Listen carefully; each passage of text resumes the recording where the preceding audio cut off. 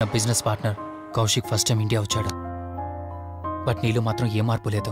ఇంట్లో నా ఫ్రెండ్ ఉన్నాడనే ఆలోచన కూడా లేకుండా తరచూ వాడు ఎదుర్కొంటానే నువ్వు నాతో గొడవ పడేదానివి. అది చూసిన కౌశిక్ నా మీద నీకు ఎంత ద్వేషం ఉందో వాడికి అర్థమైంది. దాన్ని వాడు అలసిగా తీసుకుని నేను ఇంట్లో లేని సమయంలో నీ లోన్లీనెస్ని తనకు అనుకూలంగా మార్చుకుని నీకు దగ్గరయ్యాడు. ఎంతలా అంటే వాడు లేకుండా నువ్వు బ్రతకలేనంత. ఆ తర్వాత మీరిద్దరు ఫిజికల్గా కూడా ఒకటయ్యారు.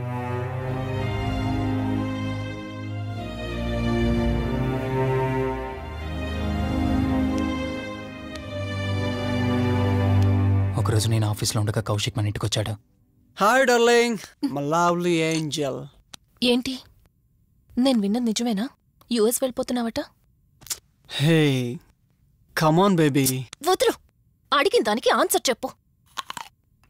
నేను వచ్చిన పని అయిపోయింది, so I'm going back. So what? వదులు.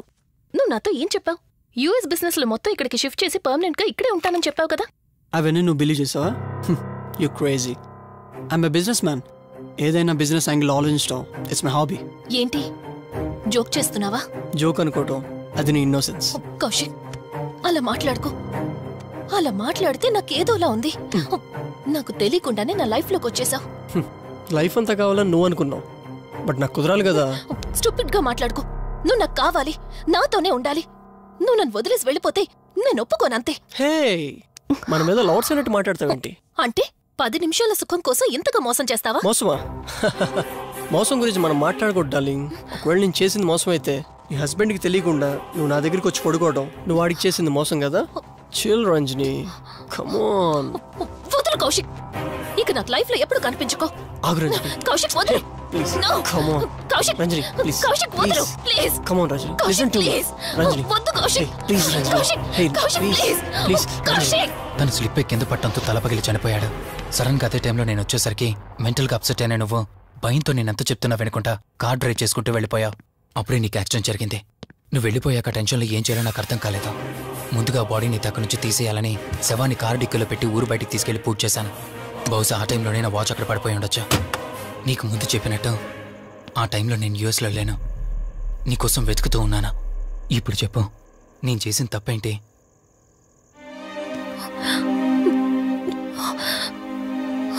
ఇంత చేసినా నేను ఈ రోజుకి నిన్ను ప్రేమిస్తూనే ఉన్నాను.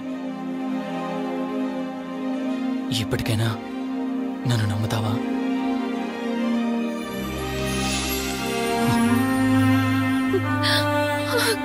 Sorry Rishi, I love you.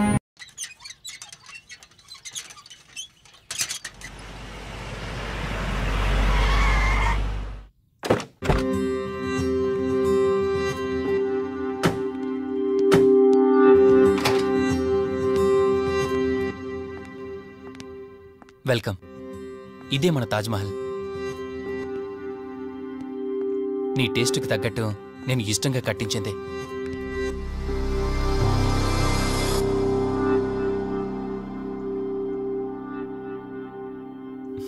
ఏంటలా చూస్తున్నా?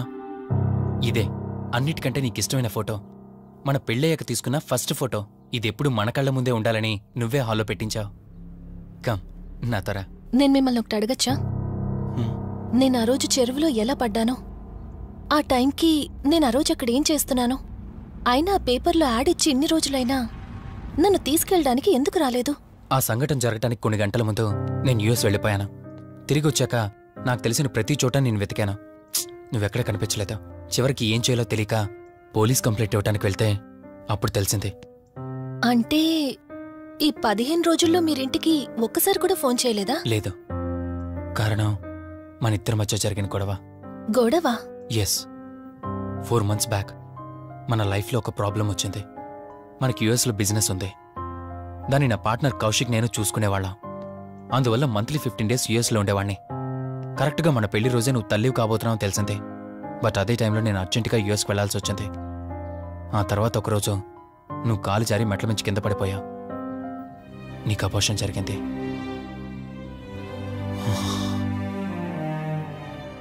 ఆ టైంలో నేను దగ్గరగా లేనని అప్పటి నుండి నువ్వు నన్ను దోషిగానే చూస్తున్నావు. ప్రతి చిన్న విషయానికి గొడవ పడేదానివే. అలా గొడవ పడిన ప్రతిసారి కారులో మీ ఫ్రెండ్ ఇంటికి వెళ్ళి కోపం తగ్గాక తిరిగొచ్చేదానివి.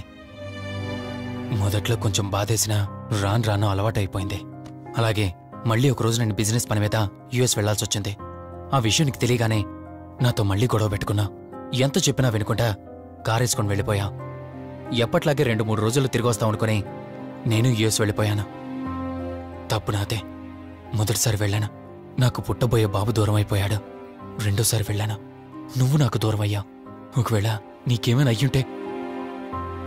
అందుకే యుఎస్లోనే మన బిజినెస్లన్నీ కౌశిక్ అప్పగించి వచ్చేసాను. నీకోసం, కేవలం నీకోసం. వదినా, వదినా, వదినా, ఇదిగో ఇది నీకోసమే. ఏంటి వదినా అలా చూస్తున్నావు? ఇది నేను తీసుకొచ్చింది కాదు, అమ్మ పంపించింది. అమ్మ నాన్నతో అన్ని మాట్లాడేశాను వదినా. మధు ఫోటో చూసారు, వాళ్ళకి పిచ్చిగా నచ్చేసింది. కానీ పేరే బాలేదంట. పేరుదే ఉందిలేరా, పెళ్లికి ముందైనా మార్చుకోవచ్చు అంటుంది అమ్మ. అవును, ఇంతకు మధు ఎక్కడా? పైనుందా? మధు, మధు. మధుకి తన అసలు పేరేంటో తెలిసిపోయింది. ఆ పేరుతో పాటు తను కూడా వెళ్ళిపోయింది. ఏంటి, మధుకు అసలు పేరు తెలిసిపోయిందా? తనే వెళ్ళిపోయిందా? లేదు, నువ్వు పేపర్లో వేయించిన ఫోటో చూసి తనే తన భర్తనని చెప్పి తీసుకువెళ్ళాడు.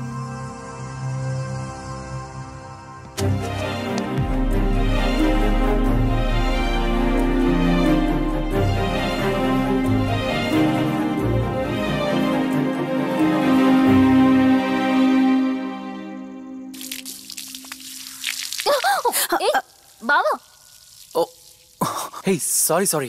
కావాలని చేసావు కదా నువ్వు. ఉండు, నిప్ప అని చెప్తాను. ఇది చూసావా, మన పెళ్ళైన కొత్తలో గార్డెనింగ్ చేస్తుంటే పొరపాటున నా కాలు తగిలి వాటర్ మీద పడ్డాయి. అంతే, వాటర్ పైప్ తీసుకుని నా వెంట పడ్డావు. ఇలాంటి చిలి పనులు చాలా చేసేదానివి. Ranjani, are you okay? నాకు నిద్ర వస్తుంది, నేను వెళ్ళి పడుకుంటాను. Sure, no problem.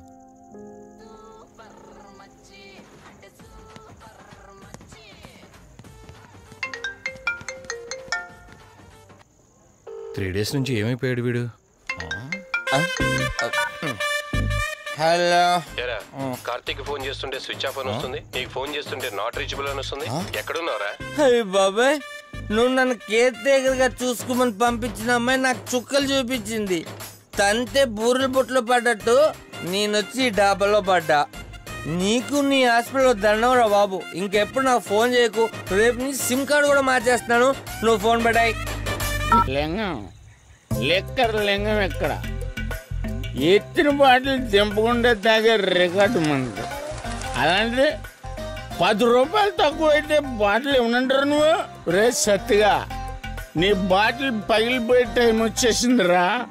ఆ లక్ష్మీదేవి ఉంది చూసా, బంజారా హిల్స్ లో ఉన్న తప్ప మాలాంటి బోరబండోని పట్టించుకోదురా. ఒక్కసారి కానీ లక్ష్మీదేవి నాకు కనిపించింది అనుకో,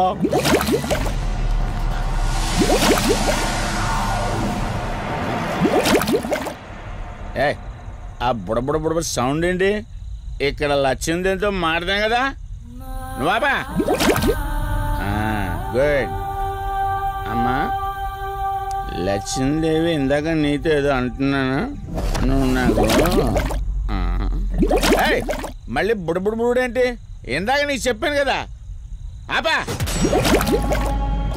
అబ్బో, నువ్వు ఆపవా? నేనే వస్తున్నాను. తల్లి, నువ్వు ఎక్కడ ఉండమ్మా, నేను కింద దిగాలి.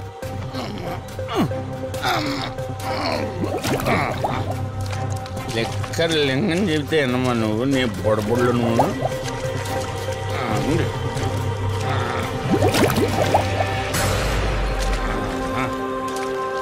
ఉల్లి బాటిల్ ఎంత లేవు? నా మాట ఎన్నంటావా బుజ్జిముండా నిన్ను? ధనలక్ష్మి, ఇప్పుడే కదా అడిగాడు, అప్పుడే ఇచ్చేసావా? ఇలా అయితే ఎప్పుడు అడిగేవాడిని కదా. నా బుజ్జిముండా, ఎక్కడ కాదు, ముందు బయటికి వెళ్దాం.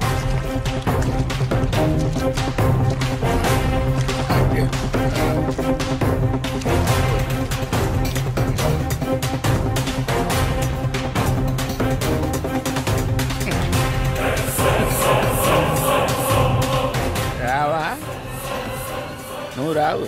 ఎలా వస్తా? కొండ కదా, పడగొట్టేస్తాను.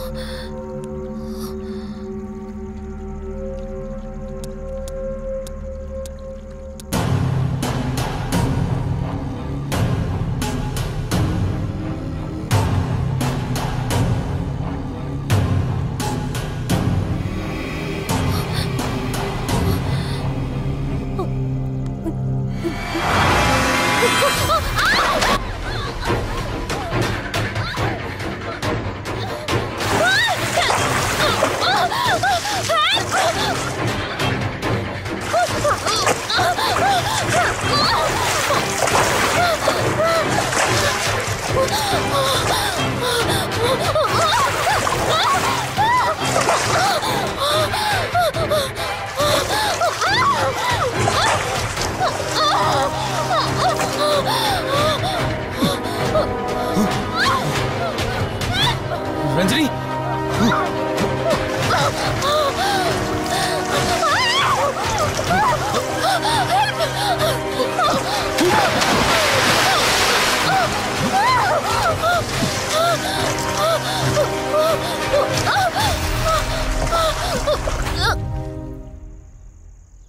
ఏంటి రంజని, అసలు నీకు ఇల్లు కొత్త.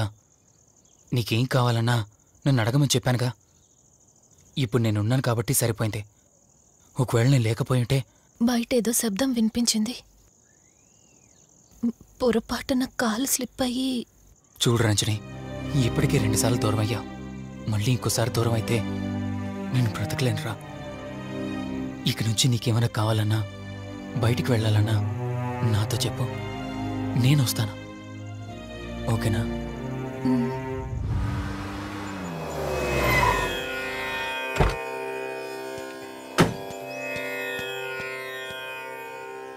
అర్జెంటుగా రమ్మని ఫోన్ చేశారు. ఆత్మ మళ్ళీ బయటకొచ్చింది.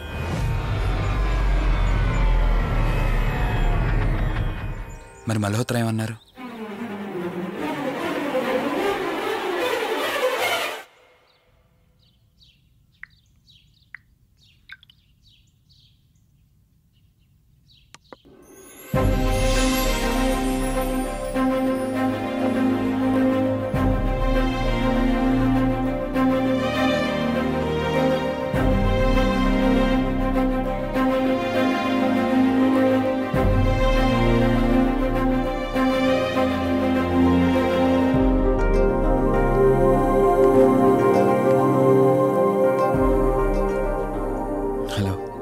కూర్చో. ఎలా ఉన్నావు? బాగున్నాను. కాఫీ? ఎంతైనా దేవుడు చాలా గొప్పోడు కదా. మనకు నచ్చింది ఇచ్చాడని ఆనందపడే లోపే మళ్ళీ తిరిగి వెనక్కి తీసేసుకుంటాడు. హ్యాపీనెస్ ఎక్కువగా ఇచ్చేస్తే తనకు లేకుండా పోతుందనుకుంటాడేమో. ఆయన కూడా సెల్ఫిషే మనలాగా. ఇద్దరు మనుషులు విడిపోతే కష్టంగా ఉంటుంది, కానీ ఇద్దరు మనసులు విడిపోతే బాధగా ఉంటుంది. ఇదంతా చెప్పింది నేను బాధ పెట్టడానికి కాదు, ఏదో చెప్పాలనిపించింది చెప్పేశానంతే. సరే, లివ్ ఇట్. ఇంతకీ నేను ఇక్కడికి ఎందుకు పిలిచానంటే, మనం ఏదైతే ప్రాబ్లం సాల్వ్ అయిపోయింది అనుకున్నామో ఆ ప్రాబ్లం మళ్ళీ తిరిగి స్టార్ట్ అయింది. ఆ ఆత్మ మళ్ళీ బయటికి వచ్చిందని దుర్గాబాయ్ చెప్పింది. ఆ ఆత్మ నుంచి నువ్వు తప్పించుకోవాలంటే తప్పనిసరిగా నీ గతం నీకు తెలియాలి. నీ గతానికి సంబంధించి ఏదైనా వస్తువు కానీ ఇంకేదైనా నీ ఇంట్లో ఒక్కసారి ఆలోచించగలుగుతావా?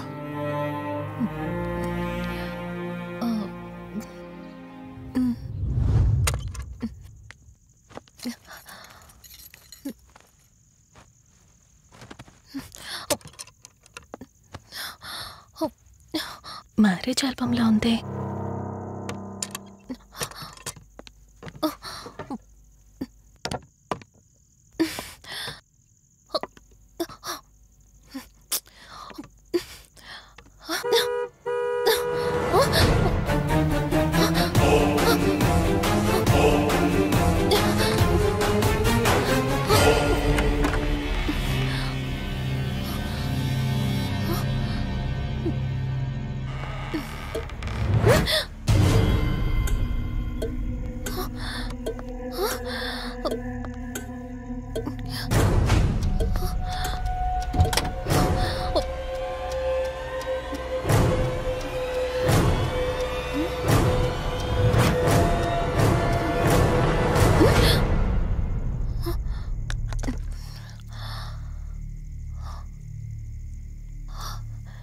ఈ బ్లడ్ ఏంటి?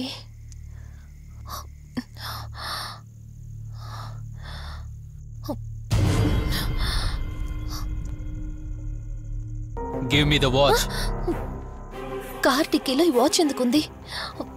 దీని మీద అంటిన రక్తం ఎవరిది? వాచ్ ఇటు ఇవ్వమన్నానా? నా దగ్గర ఏదో దాస్తున్నారు మీరు. రంజని, నా మాట విను, వాచ్ ఇటు ఇచ్చే. నా యాక్సిడెంట్ కి ఈ వాచ్ మీద ఉన్న రక్తానికి నా దగ్గర ఏదో దాస్తున్నారు. మీరేదో తప్పు చేశారు, అందుకే ఈ వాచ్ అడుగుతున్నారు. రంజని, చెప్పండి, మీరెవరినో చంపారు. నాకు నిజం తెలియాలి. Please tell me the truth. నాకు నిజం తెలియాలి. నిజం చెప్పు, నిజం చెప్పు అని అరుస్తున్నావుగా. అయితే విను, ఈ ఇంట్లో హత్య జరిగింది, కానీ చంపింది నేను కాదు, నువ్వు.